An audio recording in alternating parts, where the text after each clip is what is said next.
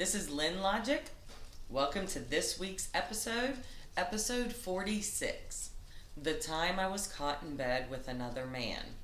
Not a porn. Damn it. Quick recap.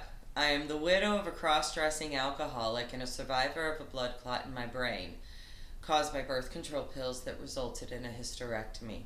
I am the daughter of a man who spent 23 years in prison. I am well versed in trauma. Those are just the big three. It may seem that I am a personification of Murphy's Law, but I do love to laugh. I have a 25-year work history in accounting and operations in real estate, car dealerships, and hotels. I also have a BA in psychology. I love patterns, numbers, and categories. Always have. Lynn Logic is the result of that love. Go ahead, like and subscribe. It costs nothing, unlike coffee, weed, or bad decisions. And you know we are not giving those up. So stay and watch, so I can get my watch hours up. Check out the combined videos of my narrative and the worst day ever for a crash course. Also, I am now podcasting. You can find me on Apple and YouTube, and it's under Lynn Logic.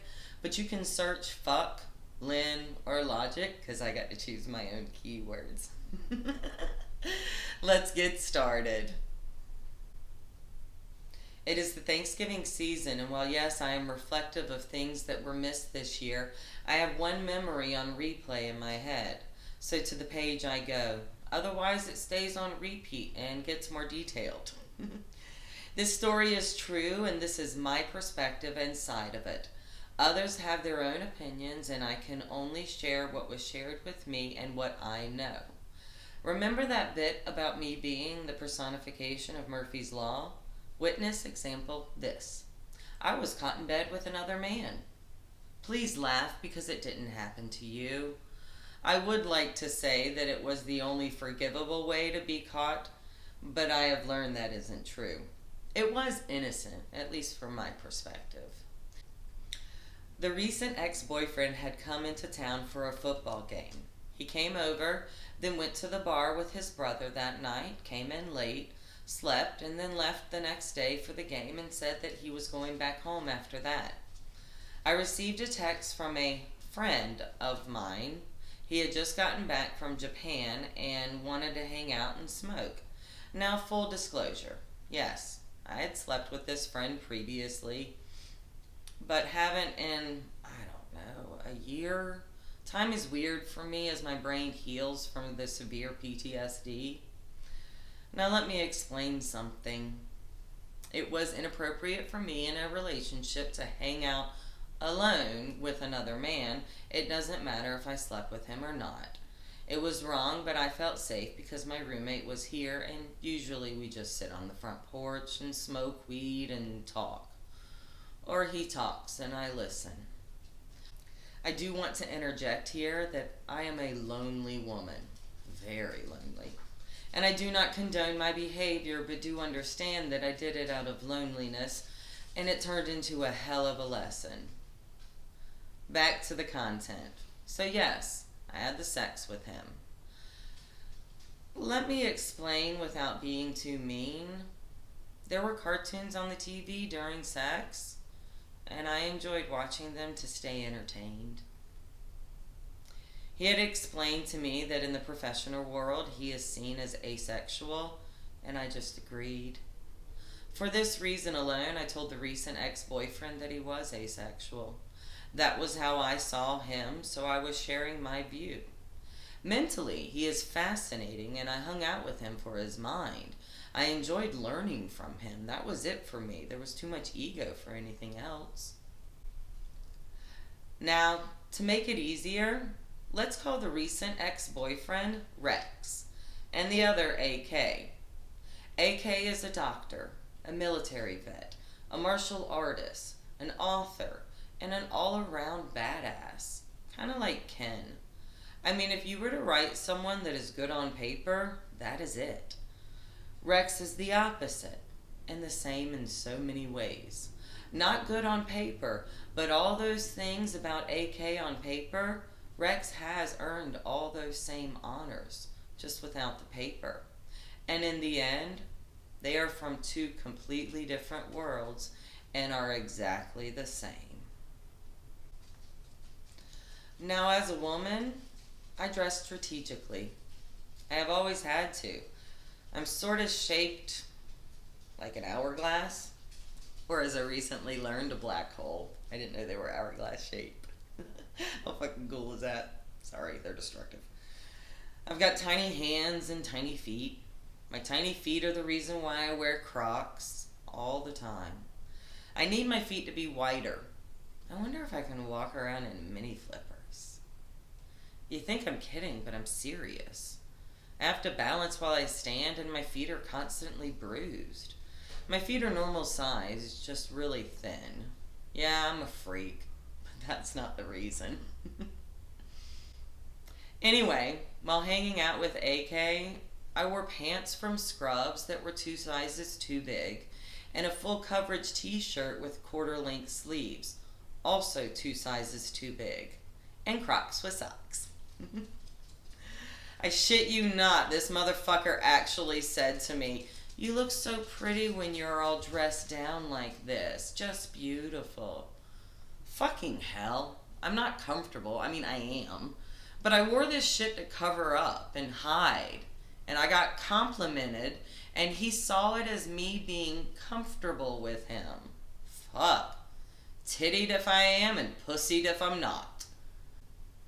AK and I were talking, and I told him how I finally got a new bed, and how it was donated with one of the charities my mom and I work with. She got one too, and we are so thankful and appreciative. He said, "Well, damn, I need a new mattress." And I said, "Oh, well, you're a vet. I can probably get you one. Do you want to see mine? Sit on it?" Let me say here, I am an idiot sometimes, but in the most innocent way. Side quest bit to explain me and how I was raised. When I told my mom this story, and yes, I told her everything, I was in pain and I fucked up. So I ran to my mommy. Again. At 46, I will continue to run to my mommy anytime I can, because one day I won't be able to, and I know what that is like. The not being able to go to the one that comforted you for so many years bit. When I got to the part where I said, "Oh, you're a vet," my mother interrupted me and said, "Oh, we can get him a mattress." I really am my mother's daughter. We went inside so he could see my bed. When we walked into the house, my roommate's dog jumped on him and nipped him. I didn't think about introducing the dog like we do with new people. He had been in the house a couple times before, but as previously stated, we usually just hung out on the front porch. We don't hang out that often. Both of us are very busy, and he was a lot. I appreciated the lessons, just not frequently. Back to it. The dog jumped and nipped. My initial reaction, I laughed. Oops. Then fixed my emotions and showed concern. But I didn't deter the dog's behavior because it was correct. And to be honest, when he went to the bathroom, he was more concerned about his sweater. The dog didn't even break the skin on his stomach. Sorry. No, I'm not. Good dog. Anyway, when he came out of the bathroom, he closed the door to my bedroom out of fear of the dog. He was fully clothed with shoes on and feet on the floor and laid back on my bed. And I was laid on my back at the bottom corner of my bed with my feet on the ottoman that sits at the end of it, fully clothed with Crocs on, and we were talking. And that was when Rex walked into my bedroom. I seriously can't even make this shit up. Not when it actually happens. Now, I hadn't spoken to Rex all day. The game was over, so I believed what he had told me about going home. Turns out, he had called me 2 times in a row and I didn't answer because we were inside. So he came by. I wonder if there was a reason or if it was just because I didn't answer my phone. I don't know, because that shit happened. Now here's where my perspective starts getting confused. I know those facts, but if Jewish women are good at anything, it's guilt. But hindsight is always 20/20. Fucking hell. Rex didn't act like boyfriend, then acted like boyfriend, then walked away. When he walked in, I stood up and said, Rex, this is AK. That version of introduction was intentional. He had just laid claim on territory, and I recognized and accepted it with that introduction. AK never even sat up from the bed, stayed relaxed, as if a man walking into my bedroom is normal. Rex left, and I followed, and he was angry, and he drove off and then didn't speak to me for 3 days.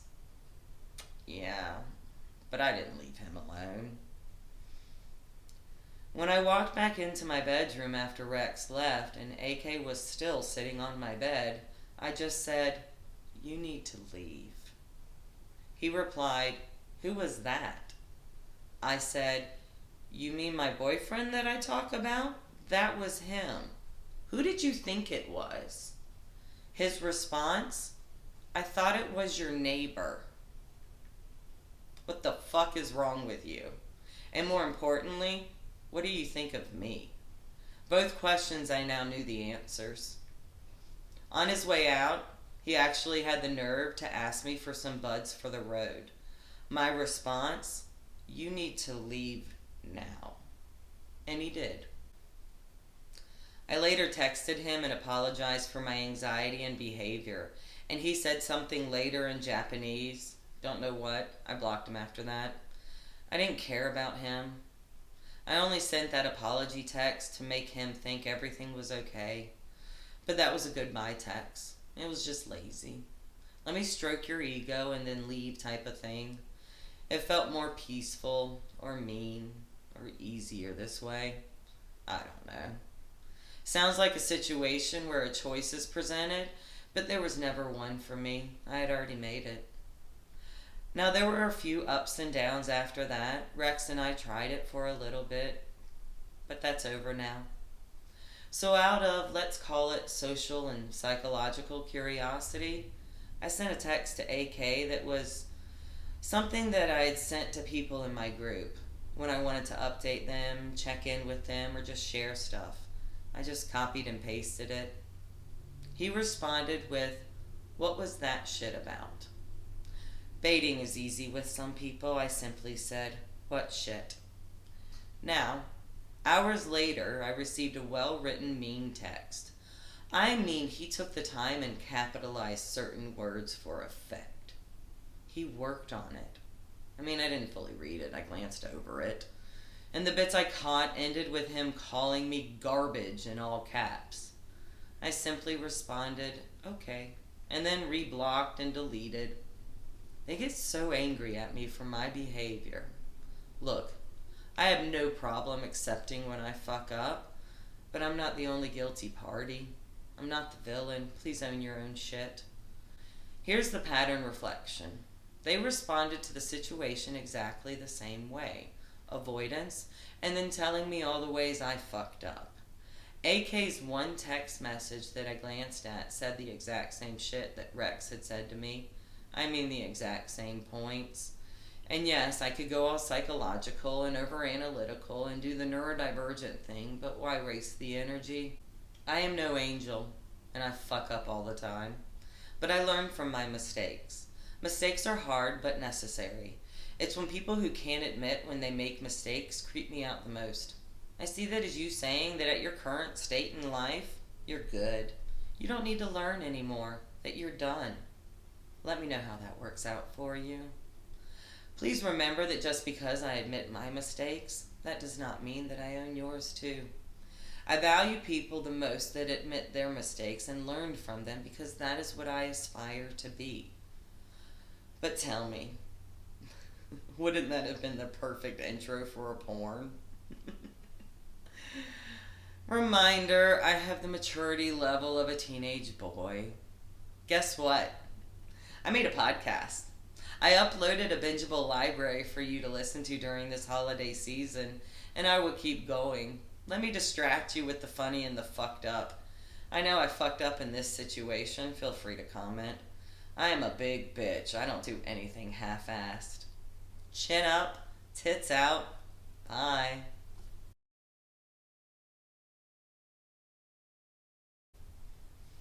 You're not on guard duty. And what can you guard me against? Know your place.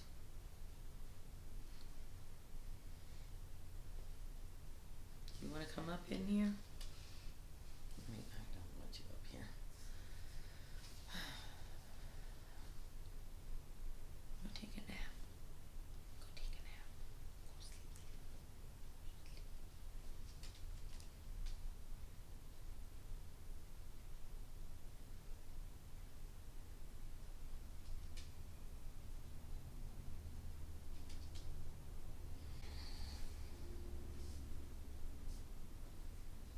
Like a fucking hammock for that. Okay. Go take a nap. Go sleep.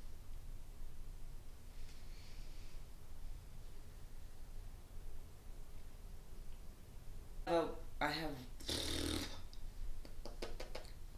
This story is true, and this is my perspective and side of it. Others have.